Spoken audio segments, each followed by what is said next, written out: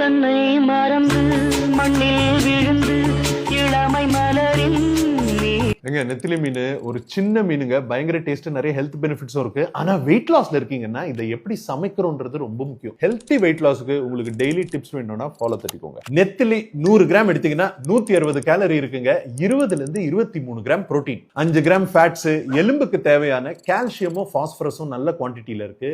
100 gram நெத்திலி எடுத்தீங்கன்னா 200 mg calcium இருக்கு. நம்மளுக்கு ஒரு நாளைக்கு 800 இருந்து 1000 mg தாங்க தேவை. ரெண்டாவது பாயிண்ட், இந்த நெத்திலி ரொம்ப சின்ன மீன் இல்லைங்க. இப்போ கடல்ல பெரிய மீன், மத்த மீனுங்களை சாப்பிடுற மீனுங்கள்ல ஆர்சனிக் என்ற ஒரு மெட்டல் கண்டுபிடிக்கிறாங்க.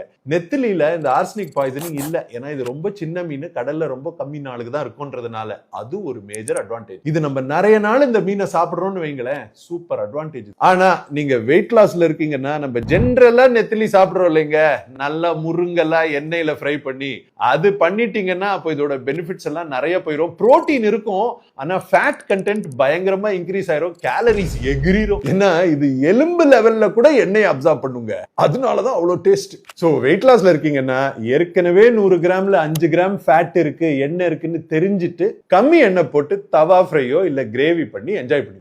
ஏர் ஃப்ரையர் அவன்ல கூட ஓரளவுக்கு கிறிஸ்பியா வருதுங்க எண்ணெய் இல்லாமயே. நீங்க ஒரு மாசத்துல நெத்திலி மீன் எத்தனை வாட்டி சாப்பிடுறீங்கன்னு கீழே கமெண்ட்ஸ்ல போடுங்க.